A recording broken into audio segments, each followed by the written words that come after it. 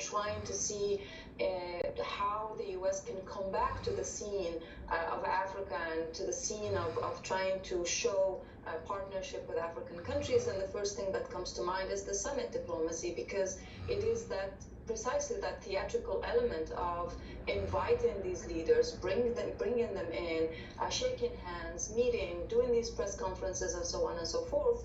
What more can show visibility of sort of this reigniting U.S.-Africa relations? But everybody knows in the back of their minds that there is definitely China, even if it's not spoken. The contrast and the comparison between what the U.S. is doing in Africa and what China is doing in Africa is definitely present in African leaders' minds as well. And we have seen African leaders be extremely pragmatic in their relations. They have been very vocal about telling the U.S. and telling other partners that they are not interested in choosing sides in these relationships. As Samar was saying, African leaders see themselves as geopolitical players of their own right, and this means that they are interested in shaping the relations with these foreign powers on their own terms, rather than being told or pressured or scolded in choosing or in shaping the relations with powers here or there. So African leaders, meet with China. The latest summit took place in November 2021. This was co-hosted between China and Senegal. And they are ready and excited to meet with partners from all over the place. And so they respond to calls from the US to meet. And it will be interesting to see what the US kind of puts on the table in terms of concrete aspects of the relationship. And this has been the issue with the US and its foreign policy towards Africa. There has been a lot of rhetoric so far, this rhetoric about partnership, this rhetoric about taking Africans seriously, this rhetoric about the shared goals, as Samar mentioned. But we need to see more than this rhetoric. There needs to be concrete initiatives and projects put on the table so that this relationship can move forward. And so far as comparisons with China, it makes sense for the US to stop making those direct links, because it is pretty difficult for the US right now to catch up to kind of what China has been doing in the continent. And so it just makes sense for the US to pretty much try to hone in its own competitive advantage. Even though we all know in the back, countering China and Russia is definitely a huge part of U.S. General national security agenda. I wanted to also mention something very briefly, which is to say the timing of this summit is really interesting. We first heard that the U.S. was interested in hosting the second edition of U.S. African Leaders Summit back in October. This was actually scheduled to take place in October at the tail end of the United Nations General Assembly meeting in New York. But what happened was the Biden administration chose to push back this meeting to December and host leaders from the Pacific Islands. And there was a summit between the U.S. and Pacific Island nations in October at the tail end of the United Nations General Assembly. And this tells us a little bit about the priorities that the U.S. government actually gives Africa in practical sense, in this urgency of the meeting. We all know when the Solomon Islands and China signed a security pact, security agreement in the late summer, early fall, that basically was probably one of the reasons why we see the U.S. Africa Leaders Summit pushed to December when it was actually scheduled for October. So, in reality, when you look at U.S. foreign or national strategy, policies, and priorities, Africa is not really at the top. And African leaders know these things. And so they are interested in seeing what practical and concrete initiatives the U.S. government can put in front of them instead of these kind of performances and these kind of rhetoric level initiatives. Let me ask Professor Al-Baluchi about Biden supporting a move for an African seat on the UN Security Council, and also announcing that he wants the African Union to join the G20 as a permanent member. The significance of this.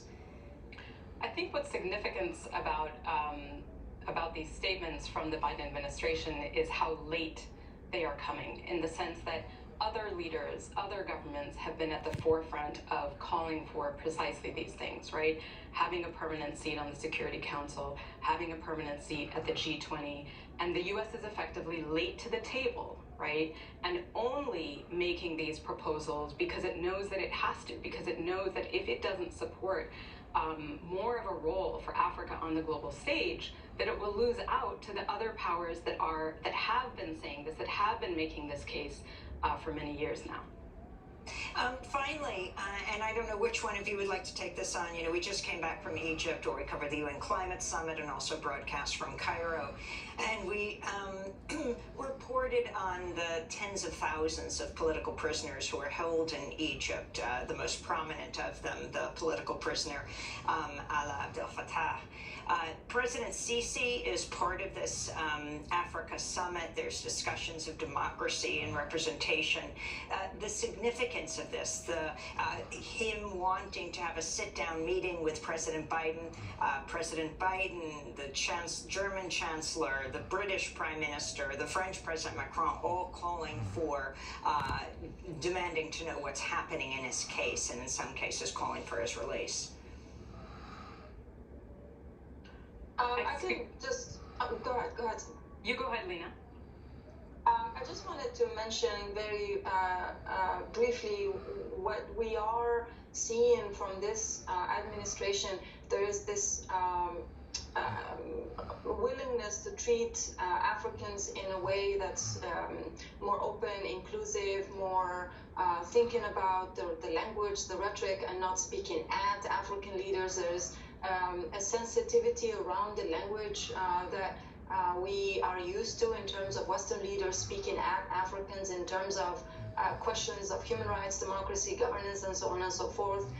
One of the things that lots of Africans, leaders and analysts kind of critique the U.S. about is precisely this point. They say, for instance, in the relationship to China, they don't ever feel like they are being talked at. So it is possible we are seeing the administration with this summit potentially staying away from lecturing at Africans in terms of human rights issues. We are seeing lots of African leaders being invited from different regimes, different backgrounds, different government styles. And it is possible that this is also in sort of in that spirit of competing with China to try to say we're also able to speak and kind of converse with Africans on issues that are of common or shared interest, rather than continuing that sort of tradition of Western leaders lecturing kind of African But it's not just leaders. Western leaders, and I'd like to ask Professor Al-Baluchi this question. Of course, it's many Egyptians are also deeply concerned, especially because so many tens of thousands are in prison. Yeah, so I think, Egyptians, Africans as a whole are deeply aware of the double standards that the U.S. operates from, right? They're deeply aware of the fact that the U.S. engages in its own anti-democratic behavior both at home and abroad. Africans will never forget the role that the U.S. played in deposing and assassinating Patrice Lumumba in the Congo in the 1960s. They haven't forgotten the role the U.S. played in deposing Muammar Gaddafi in Libya more recently, right? So I think that, and let's not forget that there was a coup attempt in the United States last year. So what is significant here is that the U.S. doesn't have the moral authority to be, calling certain governments democratic or not democratic, right? And in a context like Egypt, it becomes very difficult for the U.S. to be the one to weigh in precisely because of its own anti-democratic behaviors. I want to thank you both for being with us. Samar Al-Baluchi is assistant professor of anthropology at University of California, Irvine, and Lina Ben Abdullah is assistant professor of politics at Wake Forest University.